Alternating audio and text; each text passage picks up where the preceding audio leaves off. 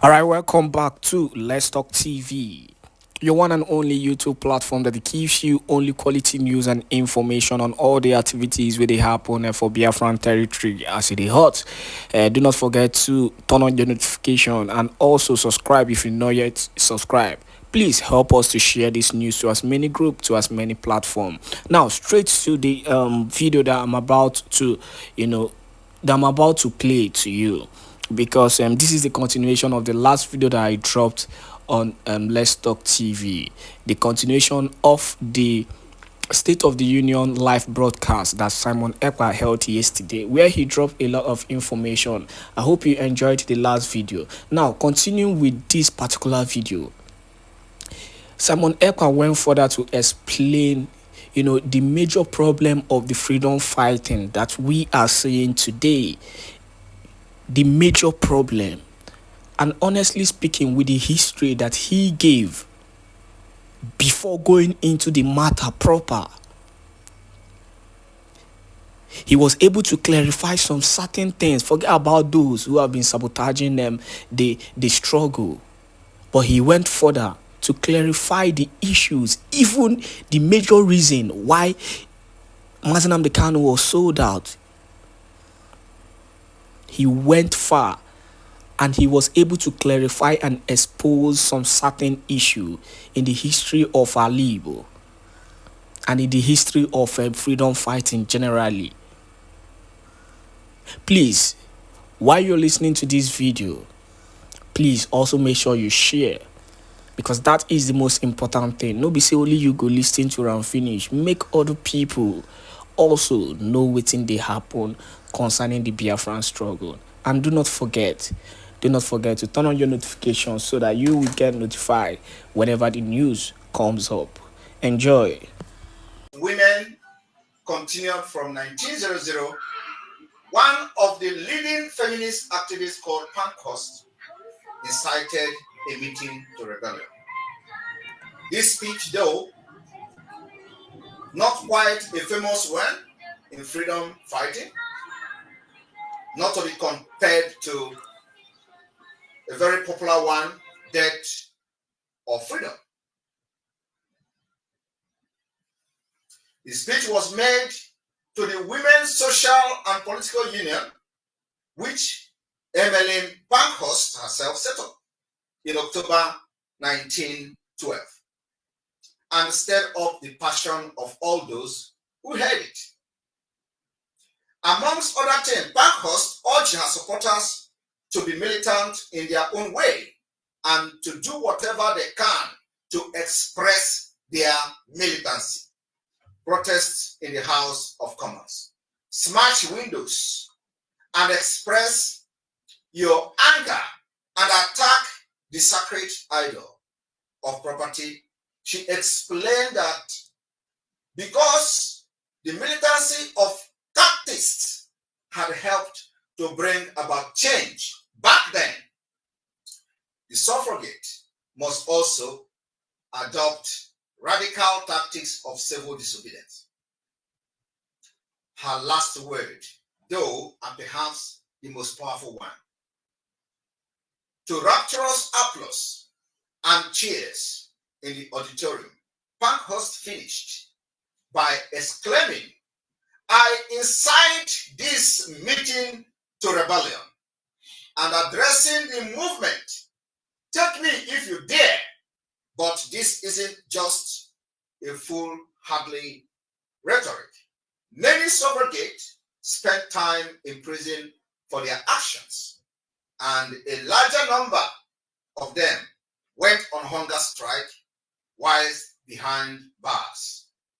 So, whatever the government does to her, Pankhurst declared, "You will not keep me in the prison," making her speech more than just a radical call to arms, but an open defiance of the government oppression. This defiance went on for 2 more years until the outbreak of World War I, when many suffrage women and the movement dedicated themselves toward the war effort. It was at that end of the war in 1918 that the first women from 8.4 million of them got the vote in the United States, in the United Kingdom. I want you people to understand the evolution of freedom that all of you enjoy today, that people paid price. Many, including the government, did not believe in the vision. And I call them the visionary leaders of this world. Every freedom fighter is a visionary leader. Vision carriers. We see tomorrow. We see years to come. And after we are gone, our world will become law to those that are still alive. That is exactly the way it is. Everything we do today will become your law, because we see the future that the idiotic and the buffoon leaders of today could not see.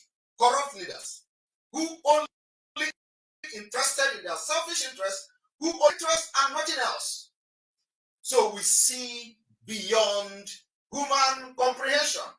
Just like today, we build and unveil Biafra army because we know that in this 2024, Nigeria will be at war. The Islamists will be everywhere killing Nigerians. Today, only in Biafra land that they are not killing. Our security challenges in Biafra is state-sponsored, state agent, and state police and military in uniform. These are the security challenges that Biafra people are facing today. Not terrorists from Sahel. They don't dare to come. We control our territory. And we deal with them whenever we want. Now our focus is on the legitimization of Nigeria. A vision that Simon Èkpá and the Biafra government saw, including Mazi Nnamdi Kanu, saw it many years ago. These are visionary leaders that carries vision and want to use it to change their life, or the life of their people, before it is late. Evolution of freedom. The evolution of freedom, and someone must take the lead. The Prime Minister of the Biafra Republic government in exile is taking that bullet today. And I will take the bullet for Biafra all the way to Biafra freedom and on your behalf. I want us to look at Gandhi. One of the most famous and important speech of Gandhi is Quit India. Quit India. It played a central role in the Quit India movement, which helped to gain India independence from Britain. In the speech, Gandhi reinforced his commitment to pacifism and non-violence. A non-violent soldier of freedom will covet nothing for himself. He fights only for the freedom of his country. He also declared that once independence has been won, it will be the people of India to decide democratically who rule their country. He expressed his wish for equal freedom for all and Indian independence, but he encouraged his supporters not to hate the British people, only to hate British imperialism. He went on to say, we must therefore purge ourselves of hatred, because hatred can never bring about justice. Instead, the Indian independence movement must be a friend to the British, whilst also fighting for the freedom of their country. Only then will their movement succeed. The sentiment of this speech are very similar to Gandhi. I want to avoid violence. which he made during his 1922 trial. Again, he urged the people of India towards non-violent, yet he was in prison, and explained violent non-cooperation only multiplies. It is this pacifism that Gandhi is most highly regarded for, and it was his work for India's independence that won the country's its freedom in 1947. The Biafra people are not taking the non-violent approach of Gandhi, because the first question you should ask is who is violent. See, the Biafra people or the Nigeria Islamic State? But I will come to that. I want to take Biafrans back to the days of Lumumba, Patrice Lumumba. We are going to show to the world that black man can do this. That was the speech. What black man can do. Fellow Biafrans, I can assure you today that those of them who are the armies of Congo in Biafra land will be eliminated in due time. By true patriotic Biafra forces, you will have no place in Biafra. I am referring and sending direct message to the army of Congo. Those army of Congo that are loyal to the enablers and killers of their own people that eliminated and assassinated Patrice Lumumba. The dream of Congo died with Lumumba. When the Congo gained its independence in 1960, its new prime minister, Patrice Lumumba, made this passionate and momentous speech to his country people. He described the struggle of his countrymen for independence as one of tears, fire, and blood. This struggle Lumumba went on should make them profoundly proud, because it was a noble and just struggle that put an end to the humiliating bondage imposed on us by force, just like the Biafra people are going through it today. His countrymen had suffered. They were insulted just like the Biafra people, simply because of the color of their skin. They were, as he said, treated as second-class citizens, just like the Biafra people can never be president in Nigeria.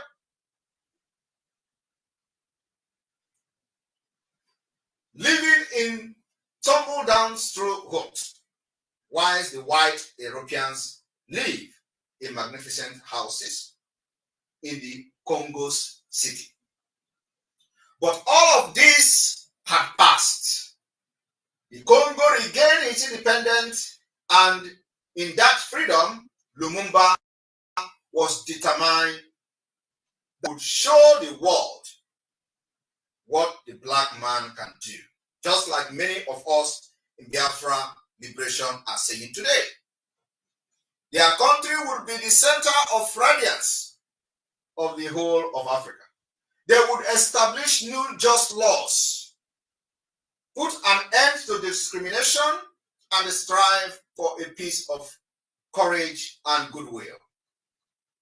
Lumumba plan constituted a truly inspiring, hopeful vision. But sadly, a year after Congo's independence, Lumumba was killed by troops loyal to the army chief, and his dream for Congo never became reality. Those of you in Biafra land that are waiting to become the Congo Army Congo, or those army of Congo in Biafra land, you will be eliminated in due time by the true patriotic forces. You will never have a place in Biafra land. The Congo army will never have a place in Biafra land after independence of Biafra has been restored.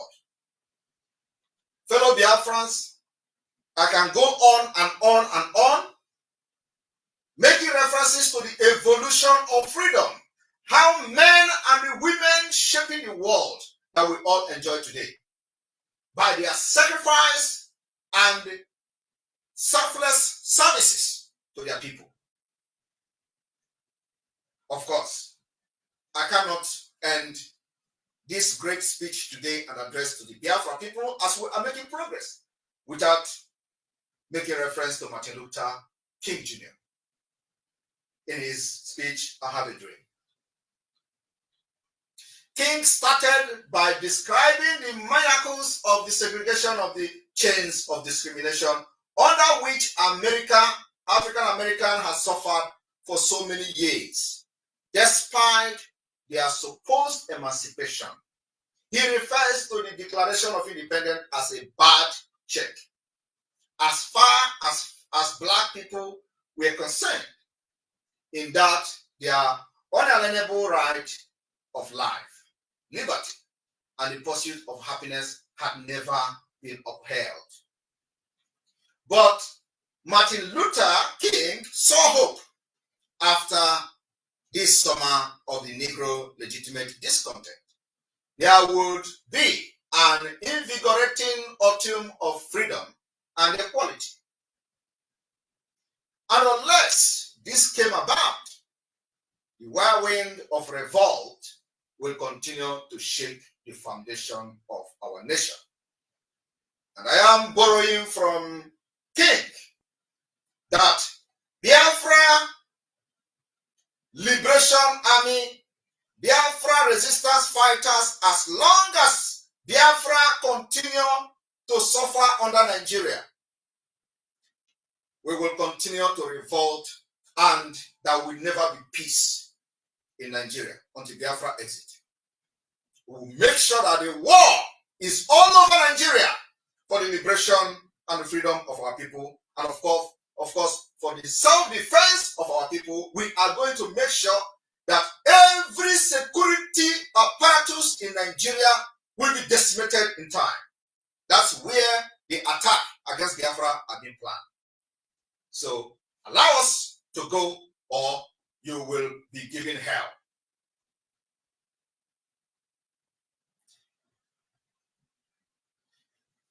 King also mentioned and said, but in urging revolution like Gandhi, King urged against violence and hate.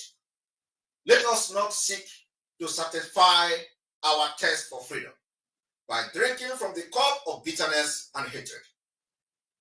After all, the freedom of white people is inextricably bound to our freedom, he said.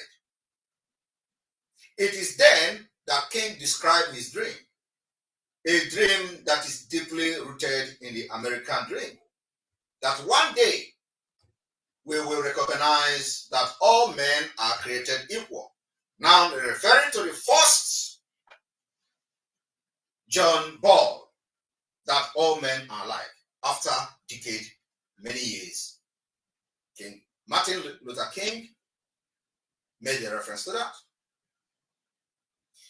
The hope that one day sons of former slave and sons of former slave owner will be able to sit down together at the table of brotherhood. It is a dream that is rooted in love, in compassion for the whole of mankind, a dream of equality and brotherhood. King ended his speech with the famous exclamation, "Let freedom ring." And indeed, freedom did ring. In 1964, the Civil Rights Act was passed, and in 1965, the Voting Rights Act was passed, which finally gave federal agencies effective power to enforce the rights of Black Americans. It is where it is wearing for, if it is wearing for King, and if it wearing for the great speech in Washington, perhaps those acts would never have become a reality. Today, they left the problem and start tackling it at home. But I have this to tell the enablers in Biafra land that are releasing speeches and press release against the Biafra sit at home. True peace is not measured by the absence of tension emanating from sit at home. But peace in Biafra land will be measured by the presence of justice, and where there is no justice, there is no peace. The evolution of freedom. I want to refrain myself and repeat what I said for easy understanding. My message to Nigeria Islamic State today: they left the problem they created and start tackling Biafra sit at home. But I will tell them this, to those enablers, that for you to have peace and to measure the peace, whether in Biafra territory or other parts of Nigeria, peace cannot be measured by the absence of tensions emanating from sit-at-home order. But peace will only be measured by the presence of justice. And where there is no justice, there is no peace. Mazen Ambikano is still illegally being detained. It is a fact. Court has freed him. While Boko Haram are being recruited into the Nigerian army, Biafrans are being abducted, enforcing their disappearance every day. And of course, we will never lay down our arms until Biafra is achieved. Fellow Biafrans, I want you to understand that the government in exile is making history, and nothing is going to stop the Biafra freedom from coming. We know and have the key. Nelson Mandela, in one of his speech, an ideal for which I am prepared to die, at the end of his trial in 1964, Nelson Mandela took to the podium to explain the ANC reason for abandoning Gandhi principles of non-violence to their freedom, and instead adopting the militant method of sabotage against property, which the activist Emmeline Pankhurst had also encouraged. At that time, Mandela explained that his decision to support militant aggression was not made through recklessness or from any love for violence. Instead, it was the result of a calm and sober assessment of the political situation that has risen after many years of tyranny, exploitation, oppression of many people by the whites. Non-violent action had not worked and had often ended in the death of hundreds of protesters, just like Nigeria are doing to Biafra today. Choose. He argued that the government which uses force to support its rule teaches the oppressed to use force to oppose it. Justifying his decision to engage in sabotage and hostility. The most powerful part of the speech of Mandela, though, came to the end. At the end, in his closing speech, Mandela said his lifelong commitment to the African struggle: I have cherished the ideal of democracy and a free society in which all persons will live together in harmony and with equal opportunities. It is an ideal for which I hope to live for and to see realized. But my Lord, if it is need be, it is an ideal for which I am prepared to die. Apparently, as he delivered this final speech, Mandela started staring at the judge directly in the eye.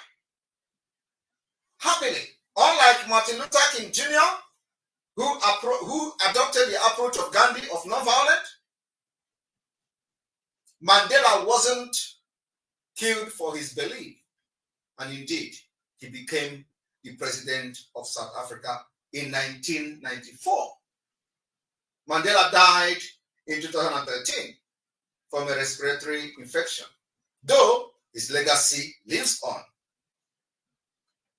While Mandela's funeral was ongoing, Obama was there, present. Obama also quoted the speech in a tribute to Mandela in Johannesburg. While Obama was making the speech, Mandela was still in the list as a terrorist by the CIA. Whether they forgot to remove his name from the terrorist list or not, the facts are there that while Obama was giving eulogy to Mandela, he was still listed as a terrorist in the United States. Evolution of freedom. Evolution. Today, everybody is taking Mandela as a legend, which he is and was. Fellow Biafran, I want to make sure that the history we are making today, that you know the foundation of the actions, decisions we are taking today to liberate you. Che Guevara is a Cuban. He's a Cuban revolutionary. He was captured and executed on the order of the Bolivian president in 1967. A few days later, Fidel Castro made a speech in honor of his close friend and comrade. Castro described Che as an incomparable soldier and an incomparable leader who was both capable and courageous. He was a person of visionary intelligence and a broad culture. Two, but a man of ideas and a man of action. His death is, of course, a loss. But as Castro explained, the artist may die, but what will surely never die is the art to which he has dedicated his life. Ojukwu started Biafra. Ojukwu is no more. Biafra is here. Philip Effiong started Biafra. Philip Effiong is no more. Biafra is here. Many heroes of Biafra who started Biafra, they are all gone. But Biafra is here. How truth is this? The revolutionary always are those who see tomorrow. Their word always live almost forever. Perhaps this word inspires that famous line in the film V for Vendetta. Beneath this mask, there is an idea. Mr. Greedy and the idea are bulletproof. Fidel Castro went on to say that causes are not defeated when people fall. And just because Che died does not mean his struggle were in vain. Same thing I'm telling to Nigeria government today. Kidnapping Mazi Nnamdi Kanu doesn't mean that Biafra have ended. But you boasted when you renditioned him to Nigeria how you have ended Biafra. You boasted to the world in a press conference that Biafra has ended. And just because Che died does not mean his struggle were in vain. After all, Che was not just a great general. He was also a great thinker.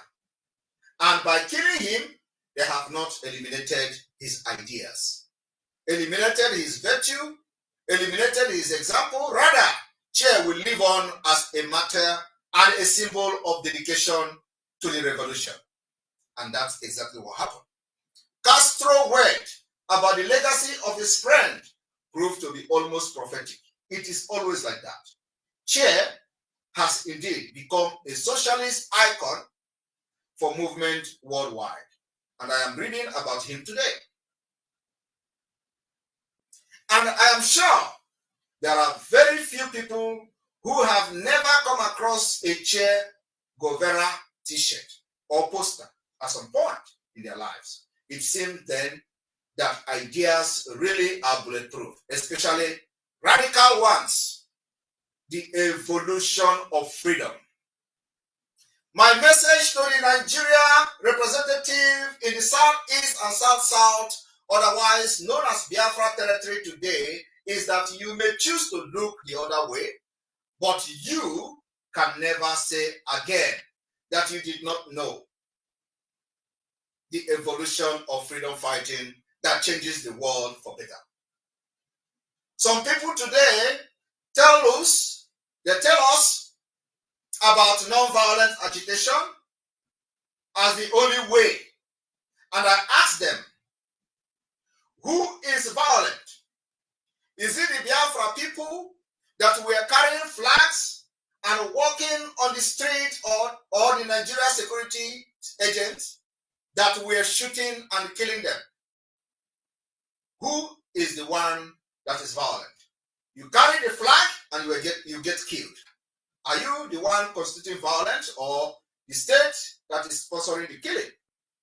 What do self-defense against the killers means? What we do today is to just defend our land and ourselves against Nigeria Islamic State and the killers.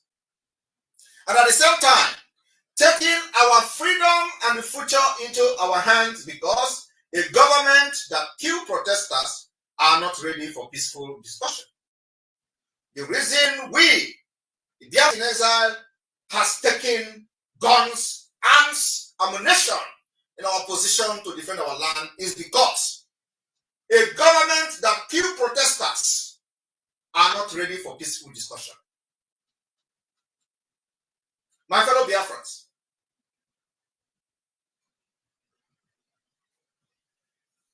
well-wishers, political leaders across the globe listening to me today, or that will listen to this speech later on, I want to inform the world today that Biafra has taken up arms, and we are not dropping these arms until our freedom is achieved.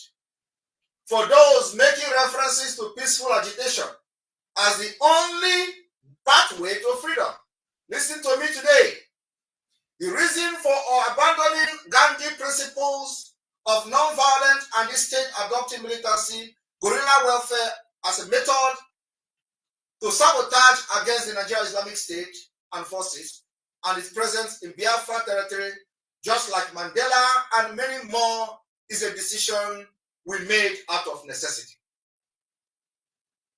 Our decision to support guerrilla welfare, militant aggression was not also made through recklessness or from any love for violence.